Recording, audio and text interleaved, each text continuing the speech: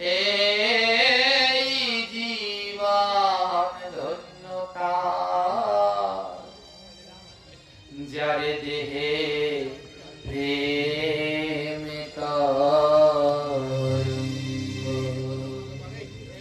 গুরুদেব বলছে জীবন ধন্য যে ভক্ত সঙ্গ করে, আর যে ভক্ত সঙ্গ করে তার দেহের ভিতরে প্রেম তরঙ্গ হয়। এই কথাটা শুনে ওখানে যত ভক্ত ছিল না, একজন আরেকজনকে জড়িয়ে ধরে বুকের মাঝে ভক্ত সঙ্গ করছে। প্রত্যেকে একজন আরেকজনকে জড়িয়ে ধরে ভক্ত সঙ্গ করছে, প্রেমালিঙ্গন করছে। দৈববতী এক পাশে বসে কাঁদছে। ছোট্ট ছেলেটা চৈতন্য দাস মাকে বলছে, মা সবাই দেখো কেমন প্রেমালিঙ্গন করছে, আর তুমি কাঁদছো কেন? দৈববতী বলছে, জানিস বাবা, আমাদের গুরুদেব পাঠে বলে, মনের মতো ভক্ত পেলে চরণ ধোয়ায় তার নয়ন জলে প্রেমালিঙ্গন করিও তার হৃদয় কমলে প্রেমালিঙ্গন করিও তার হৃদয় কমলে। ভক্তের পরজ যদি একবার কারো হয়, হেন জন্মে সেই জানা রাধা কৃষ্ণের দর্শন পায়।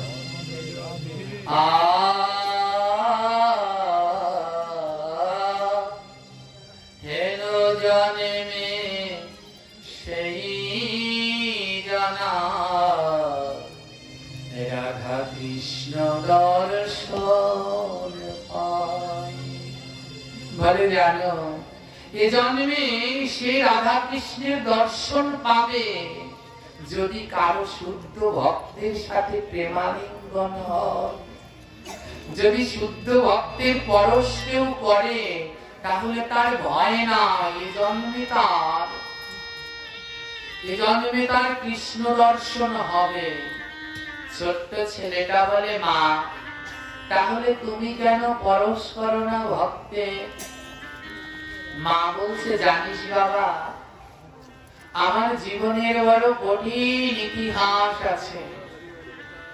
একটা সময় এই সমাজের মানুষগুলো আমাকে পুড়িয়ে মারতে চেয়েছিল, তাই আমি চাইলেও এদেরকে বুকের মাঝে জড়িয়ে ধরতে পারি না, আমার শুধু কষ্ট হয়।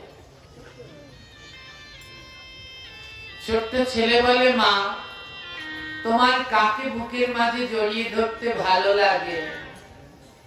মা বলছে, একজনকেই, শুধু একজনকেই আমার বড় ইচ্ছা, একবার যদি তার অঙ্গ পরশ করতে পারতাম। ছোট্ট ছেলে বলে, সে কে মা? দুঃখিনী মা বলছে, সে হলো আমার গুরুদেব। আমার বারবার মনে চায় একবার যদি গুরুদেবকে বুকের মাঝে জড়িয়ে ধরতে পারতাম। ছোট্ট ছেলে বলছে, কেন যাও না? মা বলছে, বাবা গুরুদেব তো ব্রহ্মচারী, আর ব্রহ্মচারীদের কোন নারী স্পর্শ করতে নেই। আমার তো নারী কুলে জন্ম, মহাপাপী, তাই চাইলেও গুরুদেবকে স্পর্শ করতে আমি পারবো না। কিন্তু জানিস, আমি ভগবানের কাছে প্রতিদিন বলি, প্রভু আবার যদি আমায় জন্ম দাও, সেই জন্মে আমায় এমন করে দিও যেন গুরুদেবের বুকের উপরে মাথা রেখে হাগৌর হাগৌর বলে আমি নয়ন জলে ভাসতে পারি। আমার একটা তেমন জন্ম তুমি দিয়ে দিও।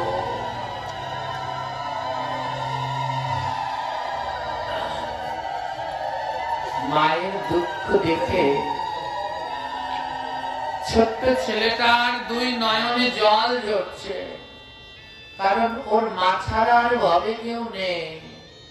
বাবাকে তো দেখেনি, 6 মাস বয়সেই হারিয়েছে। মা দুঃখে কষ্টে ওকে গড়ে পিঠে মানুষ করেছে। মা ছাড়া কিচ্ছু বোঝে না। মা না খাইয়ে দিলে খেতে পারে না, মা না ঘুম পাড়িয়ে দিলে ঘুম আসে না। ছোট্ট ছেলেটা বলছে, মা, গুরুদেবের অঙ্গ পরশ করার অন্য কোনো পদ্ধতি নেই? মা বলছে, একটা উপায় আছে রে বাবা। বলে, কি উপায়?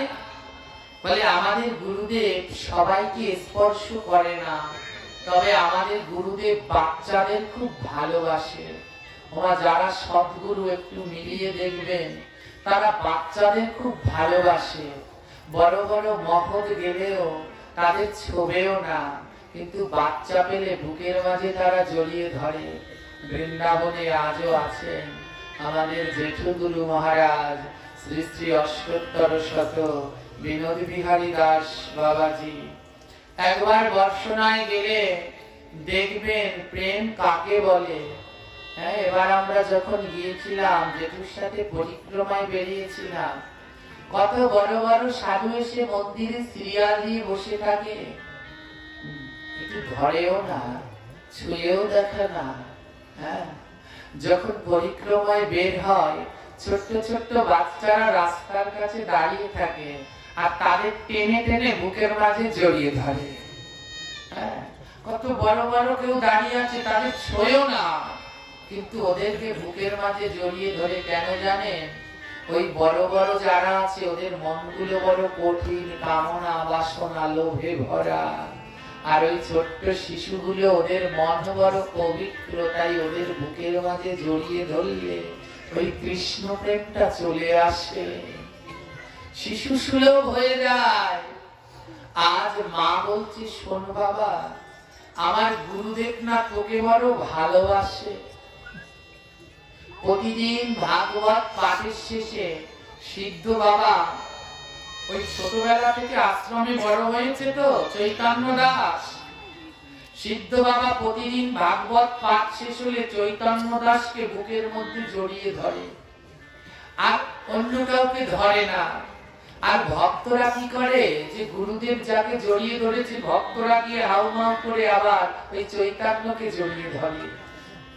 দুঃখিনী মা বলছে, হ্যাঁ বাবা, তুই যখন গুরুদেবকে বুকের মাঝে জড়িয়ে ধরিস, গুরুদেবের গা থেকে কেমন ঘ্রাণ আসে। হ্যাঁ, কেমন লাগে তোর মনে আনন্দ। ছোট্ট ছেলেটা বলছে, জানো মা, আমি গুরুদেব যখন আমায় বুকের মাঝে জড়িয়ে ধরে, অনেকটা সময় ধরে গুরুদেবের গায়ের সেই সুঘ্রাণ গুলো আমার গায়ে লেগে থাকে। মা বলে, তাই বুঝি? তাহলে আজ একটা কাজ করবি। কি কাজ? বলে, আজ ভাগবত পাঠ শেষ হলে গুরুদেব যেই তোকে বুকে জড়িয়ে ধরবে, তুই কারো কাছে যাবি না, সবাইকে এড়িয়ে এড়িয়ে তুই আমার কাছে এসে আমায় জড়িয়ে ধরবি, যেন গুরুদেবের গায়ের পরশটা তোর গায়ে লাগার পরে আমার গায়ে লাগে। একবার হলেও তো আমি গুরুদেবের পরশ করতে পারবো।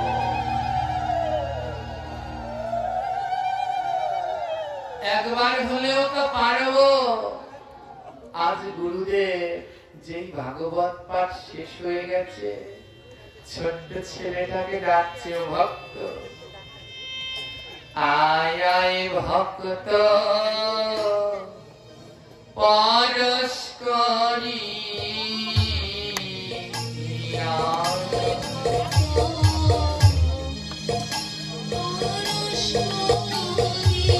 আয় আয় ভক্ত পরশ করি,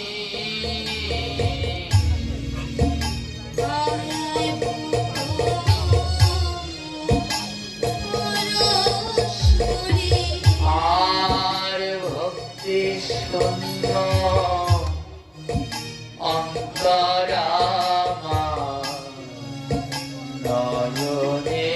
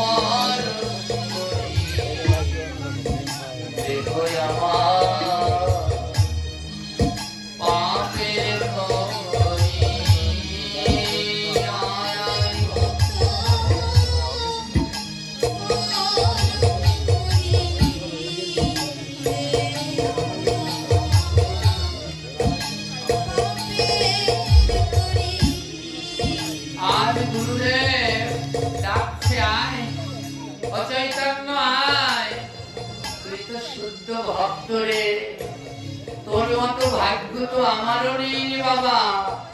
6 বছর ধরে তোর মা তোকে ভক্তের উচ্ছিষ্ট সেবা করিয়ে বড় করেছে। প্রতিদিন হরিকথা শুনতে শুনতে তোর বেড়ে ওঠা হয় না।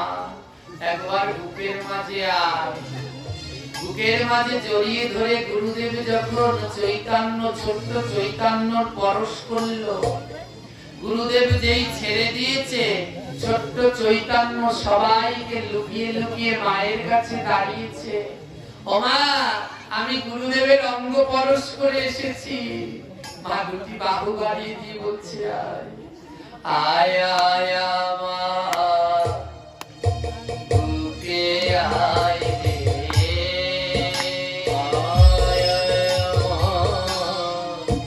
বুকে আয় রে, আমার বুকের মাঝে কত জ্বালা, বুকের মাঝে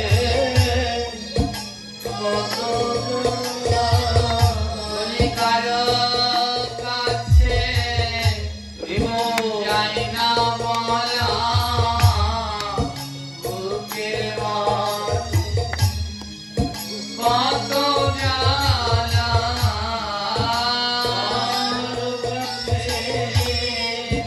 যাই না বলা, বুকের মাঝে কত জ্বালা, কারো কাছে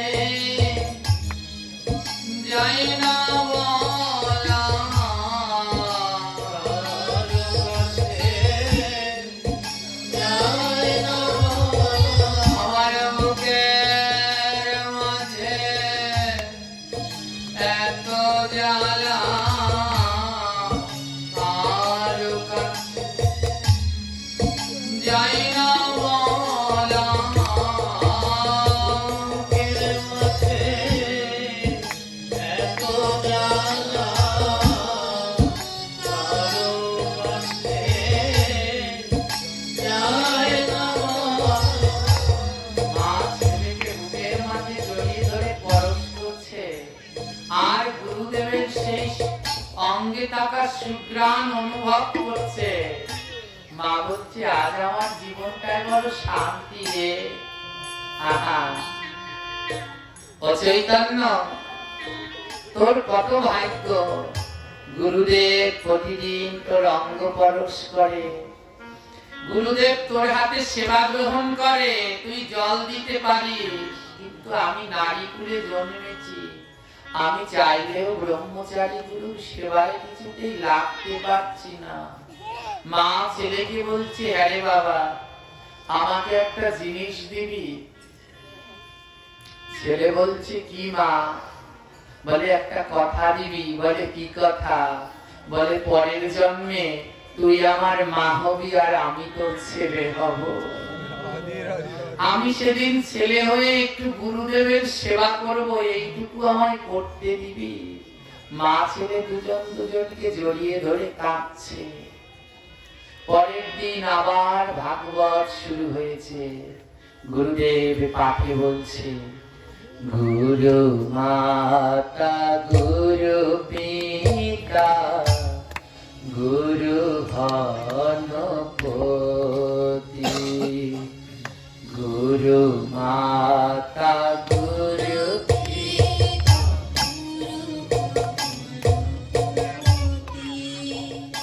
গুরু বিনা এ সংসারে নাহি আর গতি, গুরু বিনা এ সংসারে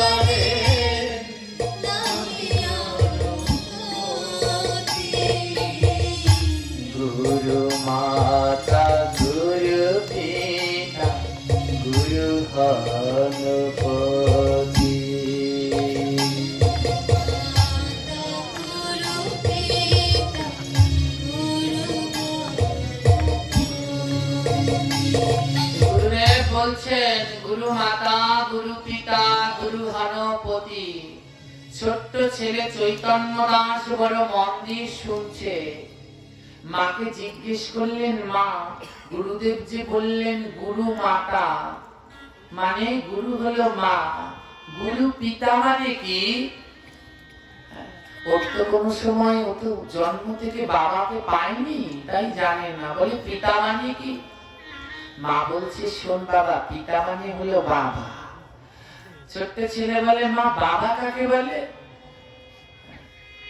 মা বলছে, বাবা কাকে বলে? যে সন্তানের খোঁজ খবর রাখে, হ্যাঁ, সন্তান কেমন আছে, সন্তান ভালো আছে কিনা, এই খোঁজ খবর যে রাখে তাকেই বাবা বলে। ও, তাহলে বাবার কর্তব্য কি? বলছে সন্তানের খোঁজ খবর রাখা, যেন সে শুদ্ধভাবে ভক্তি পথে চলে, এগুলো করা। ও, ছোট্ট ছেলেটা ভাগবত পাঠ শেষ হয়ে গেছে, এবার ও দাঁড়িয়ে পড়েছে। 6 বছর বয়স, হাজার হাজার শিষ্য। ছোট্ট ছেলেটা গুরুদেবকে বলছে, গুরুদেব একটা প্রশ্ন করব। গুরুদেব বলে, কর। বলে, গুরুদেব, শিষ্য কাকে বলে, সন্তান কাকে বলে? গুরুদেব বলছে, শোন, যারা আমার কাছ থেকে মন্ত্র নেয় ওরাই সব আমার সন্তান, ওই শিষ্যরাই সব আমার সন্তান, আর আমি ওদের বাবা। ও তাই? তাহলে গুরুদেব, আপনার কটা সন্তান আছে, আপনার কয়জন শিষ্য? গুরুদেব বলছি, ওরে বোকা, আমার এত শিষ্য, আমার এত সন্তান, ও কি গুণে রাখা যায়? কত লক্ষ লক্ষ, আমার কত লক্ষ লক্ষ সন্তান আছে।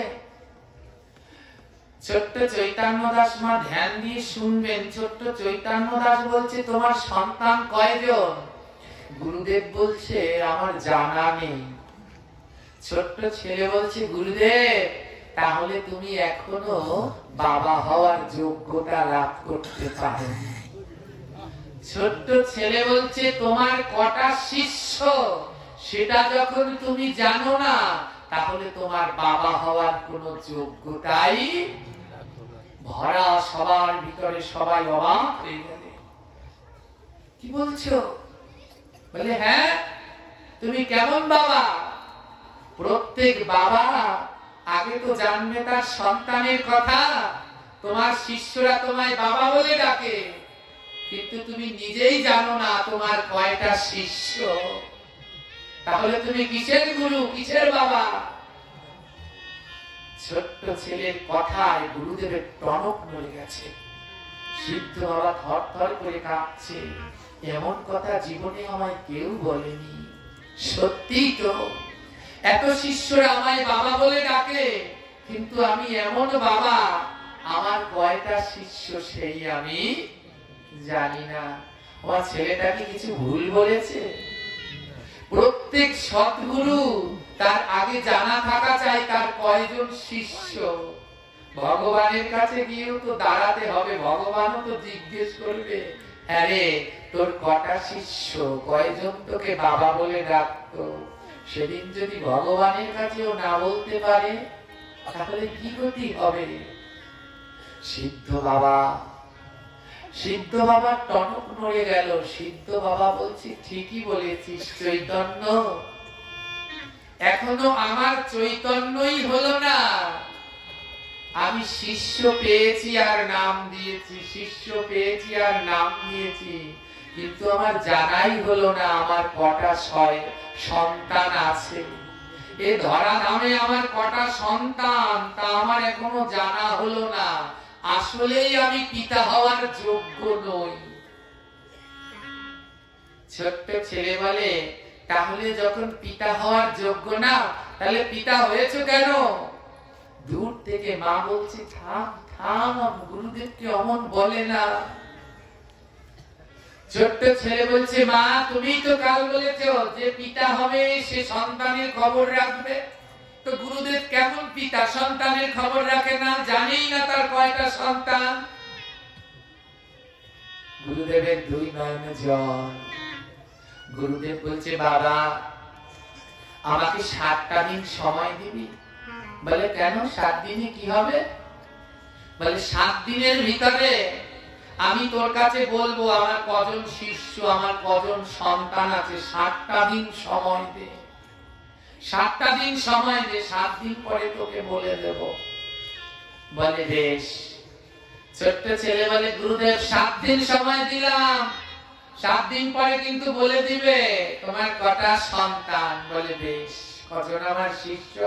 7 দিন পরে বলে দিব।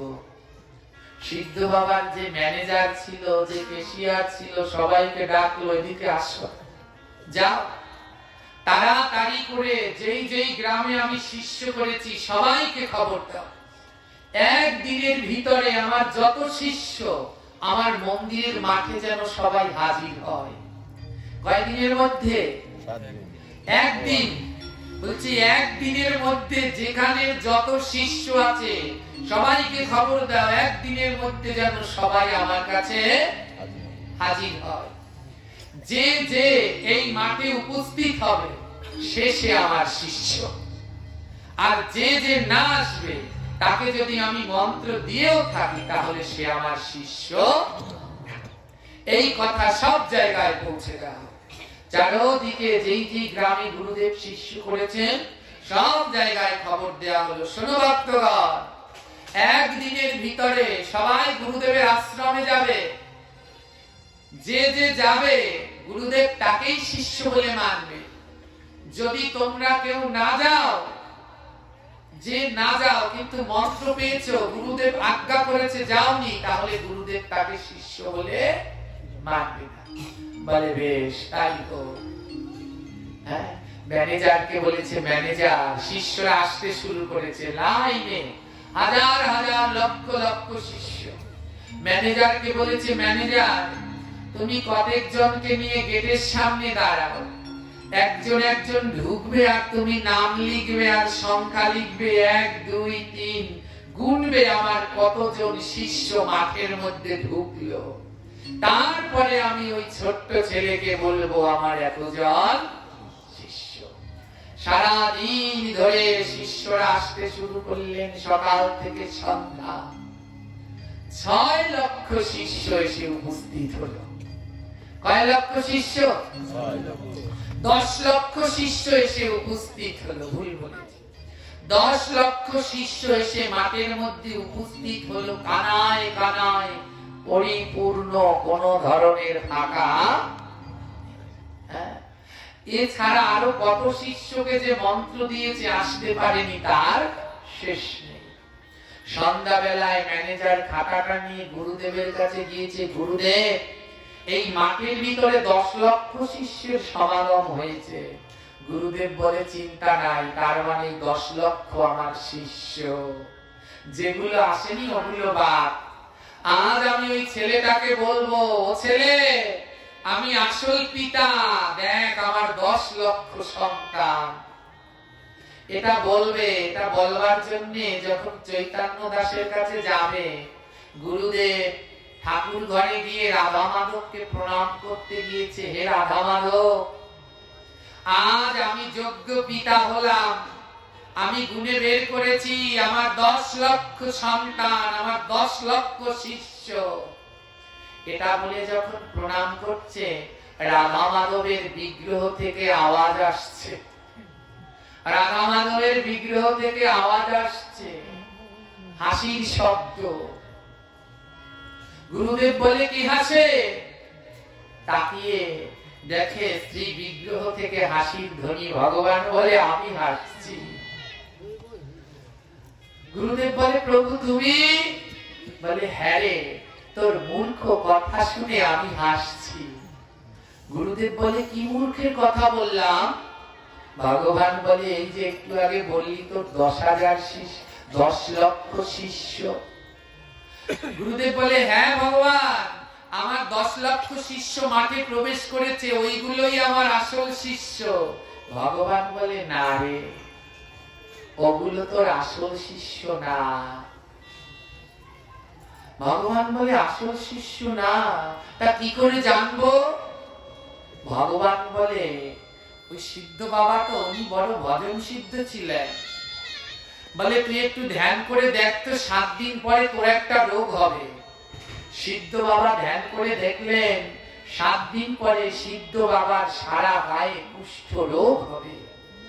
তৎকালীন সময়ে কুষ্ঠ রোগ, এই যে কিছুদিন আগে করোনা গিয়েছে ছোঁয়াচে, তৎকালীন সময়ে কুষ্ঠ রোগ বড় ছোঁয়াচে ছিল।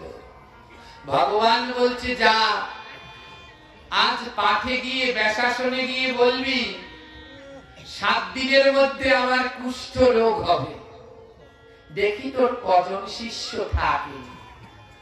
গুরুদেব ব্যাসাসনে গিয়ে ভক্তদের উদ্দেশ্য করে বলছে, শোনো ভক্ত, তোমাদের সবাইকে ডেকেছি কেন জানো? আগামী 7 দিনের মধ্যে না আমার কুষ্ঠ রোগ হবে। যেই না এই কথা শুনেছে শিষ্যদের মধ্যে কানাকানি শুরু হয়ে গেছে, গুরুর আবার কুষ্ঠ রোগ, তার মানে গুরু সদ্গুরু না। 10 লক্ষ শিষ্যের মধ্যে কানাকানি শুরু হয়ে গেছে, গুরুর কুষ্ঠ রোগ হবে, তাহলে আমরা ভুল করেছি, এ গুরু আসল গুরু না। 10 লক্ষের ভিতরে 4 লক্ষ স্থান ত্যাগ করলো, এ গুরু আমরা মানি না। যার গায়ে কুষ্ঠ রোগ হবে সে আবার কেমন গুরু? ও তো পাপী। 4 লক্ষ শিষ্য স্থান ত্যাগ করলো। সিদ্ধ বাবা বলে, ও এবার বুঝতে পেরেছি। ম্যানেজারকে বলছে, ম্যানেজার এবার গণ তো কত আছে? গুনে দেখে এখনো 6 লক্ষ আছে। ওদিন কেটে গেছে, পরের দিন ভগবানকে প্রণাম করে বলছে, ভগবান আমার আসল শিষ্য 6 লক্ষ।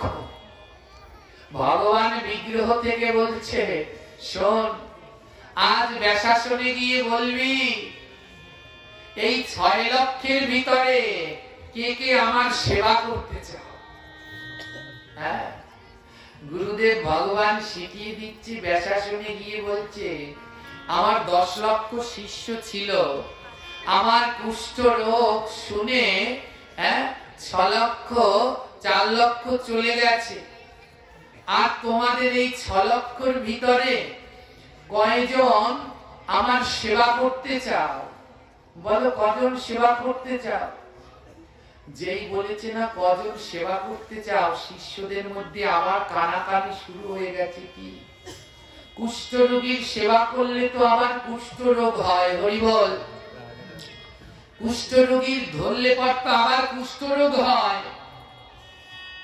6 লক্ষ বসে আছে, 6 লক্ষর ভিতরে 4 লক্ষ উঠে গেছে। বলে, ওরে বাবা, ও কুষ্ঠ রোগের সেবা করলে আমাদেরও কুষ্ঠ হবে, দরকার নেই। 4 লক্ষ চলে গেল, পড়ে আছে কয় লক্ষ? ওদিনও গুরুদেব মন খারাপ করে চলে গেলেন। দেখুন কদিন কেটে গেছে, 3 দিন কেটে গেছে। 4র্থ দিন ভগবানকে প্রণাম করে বলছে, জানো ভগবান, ওই মাঠের মধ্যে 2 লক্ষ শিষ্য বসে আছে, ওরা হলো আমার আসল শিষ্য। ভগবান হেসে হেসে বলছে, শোন, আজ গিয়ে বলবি ওই 2 লক্ষ শিষ্যের মধ্যে, আজ গিয়ে বলবি কি জানিস? আজ গিয়ে বলবি, তোমরা যে 2 লক্ষ শিষ্য আমার সেবা করতে চাও, যে যে আমার সেবা করবে তার অবশ্যই কুষ্ঠ রোগ হবে, অবশ্যই হবে। 4র্থ দিন গুরুদেব ভক্ত সম্মেলনে গিয়ে 2 লক্ষ শিষ্যকে বলছে, হে শিষ্যগণ, তোমরা তো আমার 10 লক্ষ ছিল, কমতে কমতে 2 লক্ষ হয়েছে। তোমরা যারা আমার সেবা করতে চাও, ভগবান আমায় আদেশ করে বলে দিয়েছেন, যে যে সেবা করবে তার গায়ে কুষ্ঠ রোগ হবে। 2 লক্ষর ভিতরে কানাকানি শুরু হয়ে গেছে। সর্বনাশ, গুরুদেবের সেবা করে আমার গায়ে যদি কুষ্ঠ রোগ হয়, তা সংসার চালাবো কেমনে? আমার ছেলে দেখবে কে, মেয়ে দেখবে কে? সব পিঁপড়ের মতো সুর সুর করে চলতে লাগলো। মাঠ ফাঁকা, মাত্র 200 জন বসে আছে। কয়শো জন বসে আছে? মাত্র 200 জন বসে আছে। 2 লক্ষের সব চলে গেছে, 200 জন মাঠের মধ্যে বসে আছে। এসেছিল কয়জন মায়েরা? এখন আছে কয়জন? 200 জন। কয় নাম্বার দিন আজ? 5 নাম্বার দিন কেটে গেছে। 6 নাম্বার দিন গুরুদেবের কাছে, গুরুদেব ভগবানের কাছে গিয়ে বলছে, ভগবান কুষ্ঠরোগ দেখা দেবে কয় নাম্বার দিনে? 7 নাম্বার দিনে গুরুদেবের গায়ে কুষ্ঠরোগ দেখা দেবে। বলুন তো, তিনি তো একজন শুদ্ধ গুরুদেব, যার সাথে ভগবান কথা বলছে, তার গায়ে কুষ্ঠরোগ কেন দেখা দেবে? পরীক্ষা করার জন্য। হ্যাঁ, পরীক্ষা করার জন্য না, এই অকার্য শিষ্যগুলোর জন্য। এতগুলোকে তিনি মন্ত্র দিলেন, এত শতদেরকে শিষ্য বানালেন, জীবনে সংসার করলেন না, সুখ করলেন না, সর্বস্ব ত্যাগ করে এত শিষ্য বানালেন। আজ গুরুদেবের দুঃখের দিনে একজনও পাশে, এদের পাপ আজ গুরুদেবের গায়ে লেগেছে। তাই সপ্তম দিবসে তার গায়ে কুষ্ঠরোগ দেখা দিবে। 6 নাম্বার দিনে ভগবানকে প্রণাম করে গুরুদেব বলছে, গুরুদেব আমি পেয়ে গেছি, আমি পেয়ে গেছি। আমার আসল শিষ্য 200 মাঠে বসে আছে। গুরুদেবের বুক ফেটে যাচ্ছে যন্ত্রণায়। সারাটা জীবন যাদের জন্য বিলালাম, আজ আমার কুষ্ঠ দেখে সবাই আমায় ছেড়ে চলে যাচ্ছে। ওমা কি ভাবছেন? এ জগৎ এমনই। এই সংসারে সারা জীবন ধরে ছেলে মেয়ে পুত্র পরিজনের জন্য খাটছেন না। যতদিন খাটতে পারবেন ততদিন ভালোবাসা পাবেন। যেই দিন আর এদের জন্য খাটতে পারবেন না, রব থাকবে না, গায়ে শক্তি থাকবে না, এরা আর ভালোবাসবে না, তখন এদের কাছে বোঝা হয়ে যাবে। কখনোটা মরবে, কখনো বিপদ আপদে বিদায় হবে, তখন তাদের কাছে আপদ হয়ে যাবে। আজ 6 নাম্বার দিনে 200 শিষ্য বসে আছে। গুরুদেব ভগবানকে বলছি, ভগবান আমি পেয়েছি, আমার আসল শিষ্য হলো 200। ভগবান খিলখিল করে হেসে বলছে, যা আজ ব্যাসাসনে গিয়ে বলবি, এই 200 শিষ্য যারা আমার সেবা করবে, তোদের গায়ে তো কুষ্ঠরোগ হবেই, এবং তোরা এই যে 200 শিষ্য বসে আছিস, তোদের কুষ্ঠরোগ হবে, এবং তোরা কিন্তু 2 মাসের মধ্যে মারা যাবে। ভগবান শিখিয়ে দিচ্ছে ক মাসের মধ্যে মারা যাবে।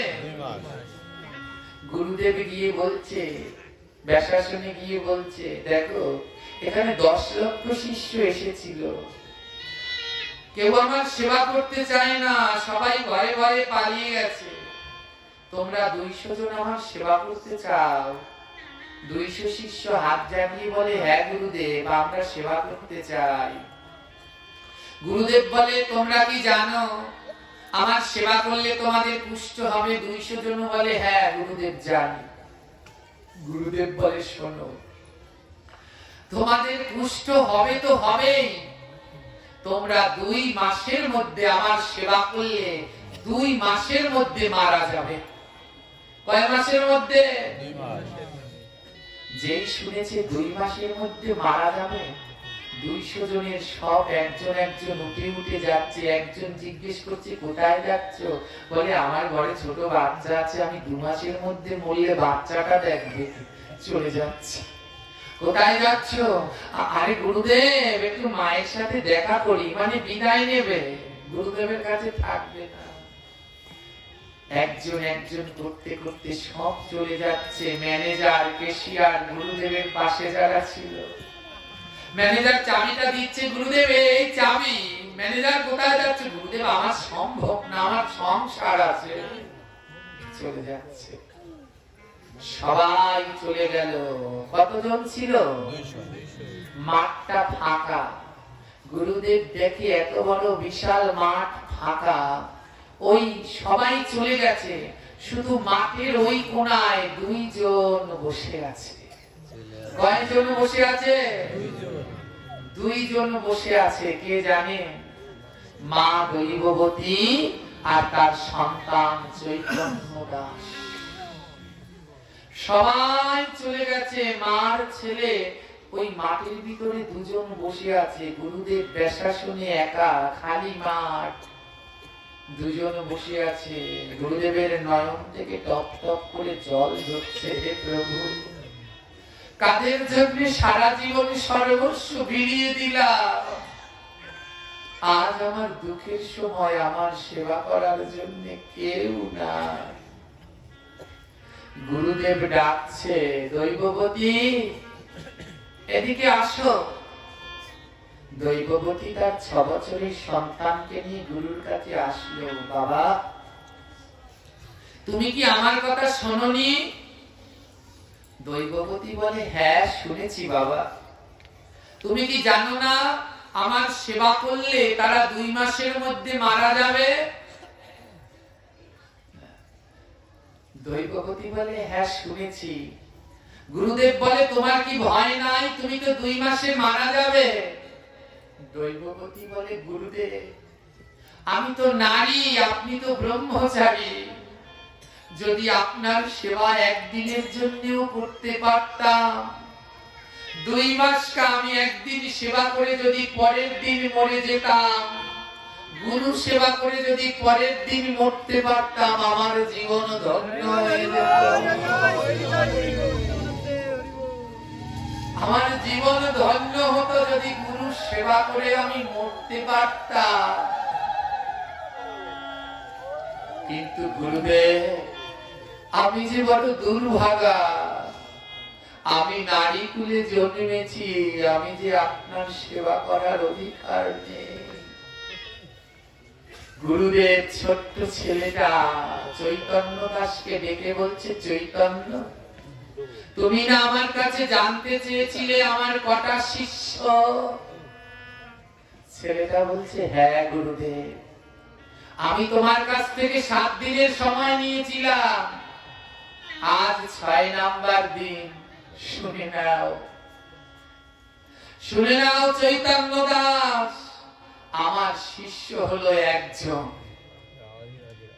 আমার শিষ্য হলো একজন। ছোট্ট ছেলেটা বলে, কে?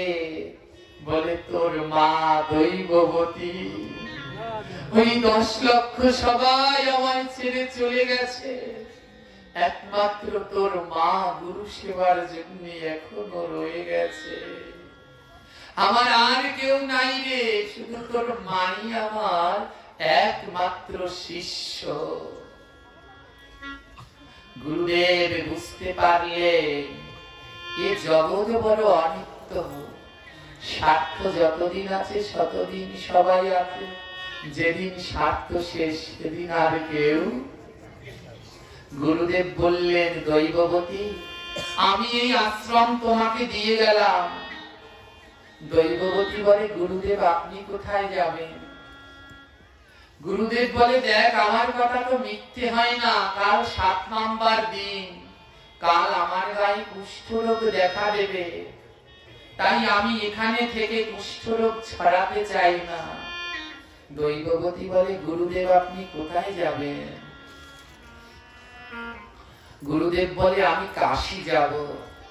গঙ্গার কোন নিভৃত স্থানে, যেখানে কোনো লোকালয় নেই, তেমন একটা নিভৃত জায়গা থেকে গঙ্গার পাড়ে ঝুপড়ি বেঁধে আমার বাকি জীবনটা আমি সেখানে কাটাবো। আমি আর লোকালয়ে ফিরে আসবো না। এই আশ্রমটা আমি তোকে দিয়ে দিলাম, নে তুই এখানে তোর সন্তানকে নিয়ে থাক, আমি এবার যাই রে মা। দৈববতীর কাছে বিদায় নিয়ে সিদ্ধ বাবা রওনা দিয়েছে কাশীরামের উদ্দেশ্যে। দৈববতী মা বলছে, গুরুদেব জানি না আর কোনোদিন আপনার সাথে দেখা হবে কিনা। গুরুদেবের কাছে দীক্ষা নিলে গুরু দক্ষিণা দিতে হয়, আপনার কাছে মন্ত্র নিলাম, আমার গুরু দক্ষিণা তো দেওয়া হয়নি। ও গুরুদেব আর একটু সময় দাঁড়াবেন, আমার গুরু দক্ষিণাটা নিয়ে যান। গুরুদেব বলে, আমার কি দক্ষিণা দিবি রে? বলে, একটু সময় দাঁড়ান না, আমি আপনার জন্য গুরু দক্ষিণা নিয়ে আসছি। গুরুদেব দরজার পাশে দাঁড়িয়ে দাঁড়িয়ে দুটি নয়ন থেকে অজর ধারায় ঝরছে। দৈববতী ঘরে গুরু দক্ষিণা আনতে গেলেন। একমাত্র ছেলে চৈতন্য দাসকে সুন্দর করে দ্বাদশ অঙ্গে তিলক দিয়ে সাজিয়ে গায়ে নামাবলী দিয়ে গুরুদেবের কাছে নিয়ে এসেছে। গুরুদেব, এই নিন, আমি গুরু দক্ষিণা দিলাম আমার সন্তান চৈতন্য দাসকে। এই আমার গুরু দক্ষিণা আমার সন্তানকে দিলাম। গুরুদেবের নয়নে জল। ওমা, এটা কি দিচ্ছিস? বলে, গুরুদেব, আমি তো পারবো না আপনার সেবা করতে, তাই আমার প্রাণের ধন একমাত্র পুত্র আপনার সেবায় দিলাম, ও যেন আপনার সেবা করতে পারে। গুরুদেব, আমার সন্তানকে সঙ্গে করে নিয়ে যান, কাশী ধামে ও আপনার সেবা করবে। আমি আমার একমাত্র সন্তান গুরু দক্ষিণা হিসেবে আপনার দিলাম। গুরুদেব বলছে, হ্যাঁ রে মা, তুই কি জানিস না যে আমার সেবা করবে সে 2 মাসের মধ্যে মারা যাবে? দৈববতী বলে, জানি। গুরুদেব বলে, তোর একমাত্র প্রাণের ধন, বিধবা মায়ের একমাত্র অন্ধের যষ্টি, তুই সেই সন্তান আমায় দিচ্ছিস, তোর সন্তানটা 2 মাসে মারা যাবে। দৈববতী বলে, ও যদি মারা যায়, সেই খবর যদি আমার কানে আসে, আমি সবাইকে বলবো আমার ছেলে গুরু সেবা করে গুরু গোবিন্দ আমার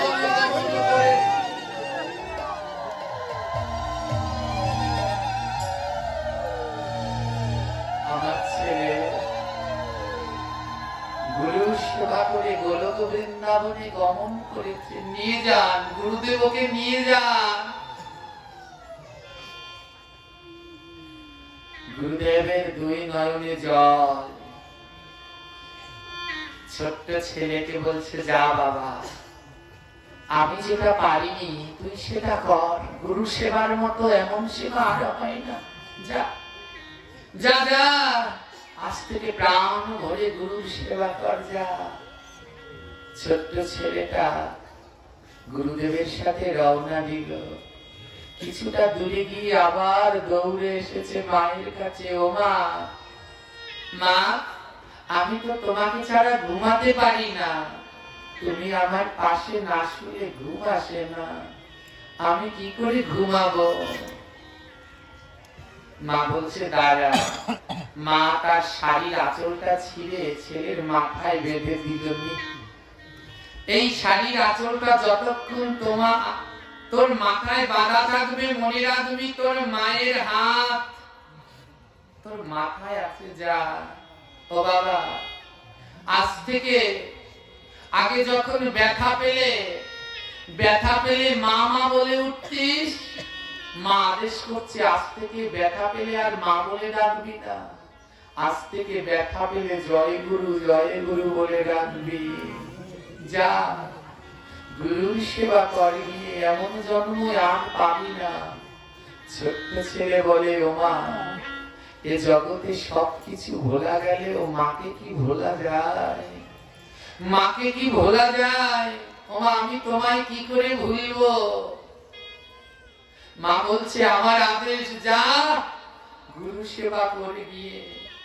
ছোট্ট ছেলে বলে, মা, জানি না আর তোমার সাথে দেখা হবে কিনা, তাই যাওয়ার আগে মা তুমি দাও দাও আমার চরণ ধুলি।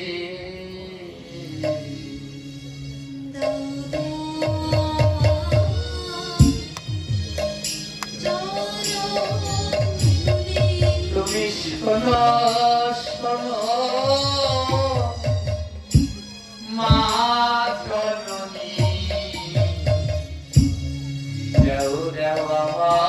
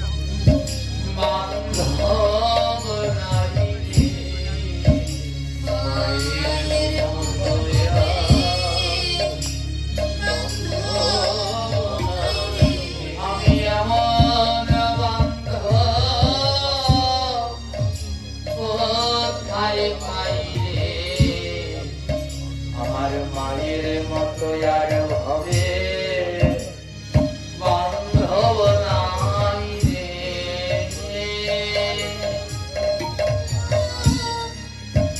কোথায় পাই রে, আমার মায়ের মতো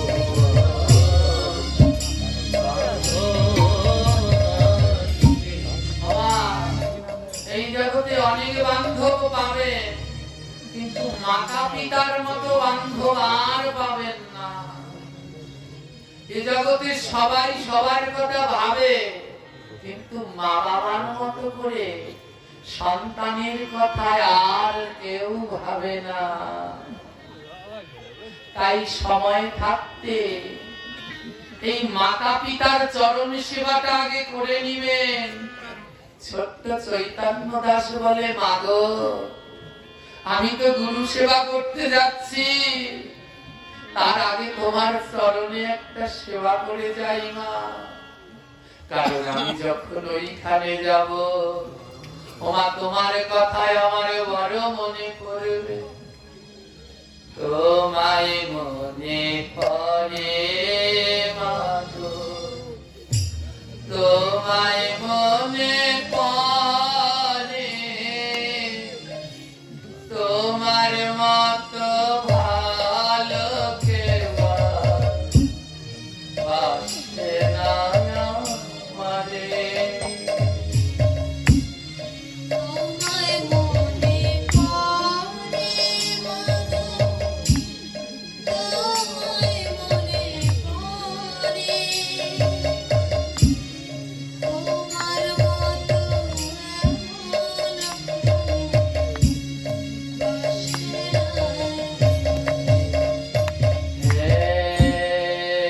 তোমায় মনে পড়ে মাগো, তোমায় মনে পড়ে,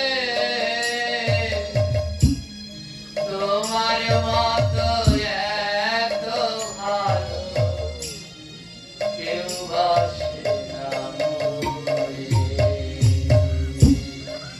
তোমায় মনে পড়ে, তোমায় মনে পড়ে, তোমার মতো এত বাসে না কেউ মরে। সন্তান যদি ব্যথা পায় আগে বোঝে মা, যদি ব্যথা আগে বোঝে মা, ওরে মায়ের মতো এমন বান্ধব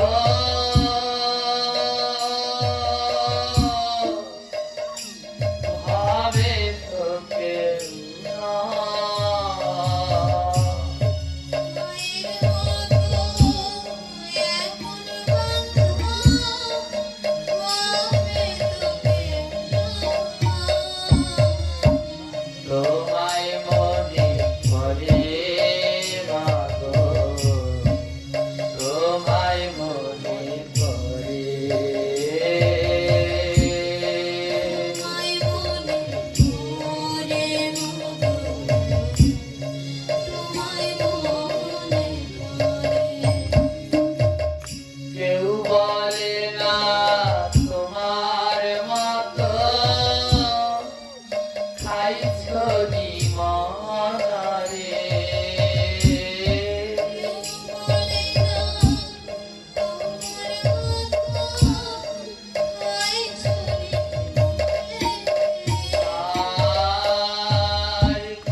বলে না তোমার মতো খাইছ মনারে। কেউ বলে না তোমার মতো খাইছ মনারে। এই জগতে যারা মাকে হারিয়ে হারিয়েছেন তারা জানেন কত কষ্ট। আমরা দাঁত থাকতে দাঁতের মর্মটা বুঝি না। মা যেমন না খেয়ে থাকলে ডেকে জিজ্ঞেস করতে খেয়েছিস মনা, এমন করে ভবে আর কেউ জিজ্ঞেস করবে না। তাই মায়ের মতন এমন বান্ধব আর তো পাবে না।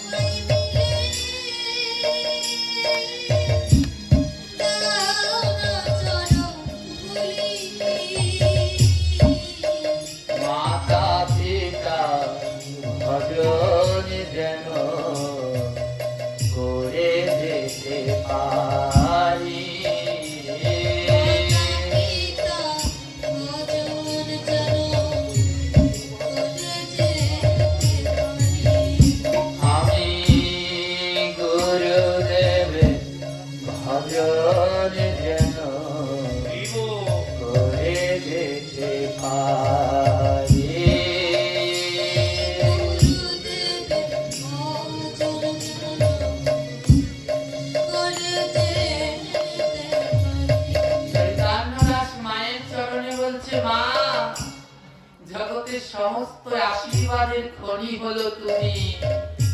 মা হলো আশীর্বাদের খনি।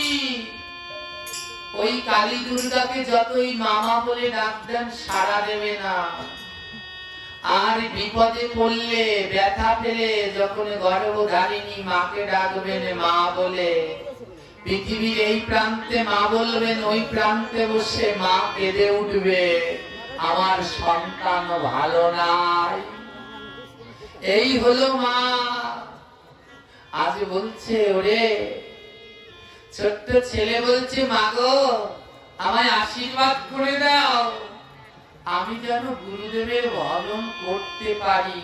মা বলছে, যা বাবা যা, পারবি পারবি, যা, আমি তোকে আশীর্বাদ করছি।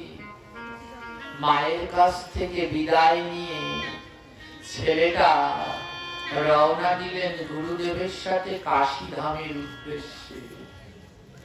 কাশী ধামের গঙ্গার কিছুটা অনতি দূরে গুরুদেব এবং শিষ্য মিলে লতা পাতা দিয়ে একটি ঝুপড়ি ঘর বেঁধেছে। 9 দিন হয়ে গেছে গুরুদেবের সর্ব অঙ্গে ক্ষত বিক্ষত কুষ্ঠবেদী দেখা দিয়েছে। গুরুদেব সোজা হয়ে দাঁড়াতে পারে না।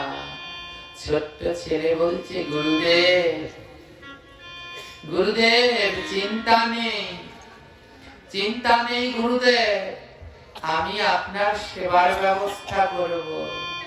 ছোট্ট ছেলে কি করে জানি, সারাদিন ভক্তের দাঁড়ে দাঁড়ে ভিক্ষা করে। ভিক্ষা করে যা পায় এনে রান্না করে গোবিন্দকে ভোগ লাগায়। তারপরে সেই প্রসাদ গুরুদেবের বদনে তুলে দেয়। গুরুদেব সেবা করার পরে যেইটুকু থাকে ও গ্রহণ করে। কিন্তু গুরুদেবের কুষ্ঠবেদী এত বিকট আকার ধারণ করেছে, ও ছেলে আর সহ্য করতে পারছে না। ছোট্ট ছেলে পাশের গ্রামে কবিরাজের কাছে ছুটতে ছুটতে গেলেন, কবিরাজ আমার গুরুদেবের খুব যন্ত্রণা হচ্ছে, চলো না, আমার গুরুদেবকে একটু ঔষধ দেবে, চলো না। কবিরাজ বলে, তোর কাছে কি অর্থ আছে, কড়ি আছে? ছোট্ট ছেলে বলে, না গো, আমার কাছে কোনো কড়ি নেই। বলে, কিচ্ছু নেই? বলে, না কিচ্ছু নেই। কবিরাজে বলে, দামি কিছু না থাকলে আমি যাব না, অর্থ করি না থাকলে যাব না। একটা দামি কিছু দিতে পারিস? যদি একটা দামি কিছু দিস, কবিরাজ বলে, একটা দামি কিছু দিলেও তোর গুরুর চিকিৎসা করবো আছে। ছোট্ট ছেলে বলে, কবিরাজ আমার কাছে একটাই দামি জিনিস আছে। বলে, কি? মাথায় মাঝে একটা শাড়ির আঁচল বেঁধে দিয়েছে, আঁচলটা খুলে কবিরাজকে দিয়েছে। ও কবিরাজ, এই দামি জিনিসটা তোমায় দিলাম, এর বিনিময়ে আমার গুরু সেবাটা করে দাও, আমার গুরুর একটু চিকিৎসা করো। কবিরাজ বলে, এই মূর্খ, এটা তো একটা শাড়ি, একটা শাড়ির ছিঁড়া আঁচল, এ দিয়ে আমি কি করব? ছোট্ট ছেলে বলে, জানো কবিরাজ, এর থেকে দামি আমার কাছে আর কিছু নেই। বলি, এটা তোর কাছে দামি কেন রে? বলে, জানো আমার কাছে সব থেকে সুন্দর কি? বলে, কি? ছোট্ট ছেলে বলছে, আমি চাঁদ থেকে বলি তুমি সুন্দর নও, আমার মায়ের মতো। আমি চাঁদকে বলি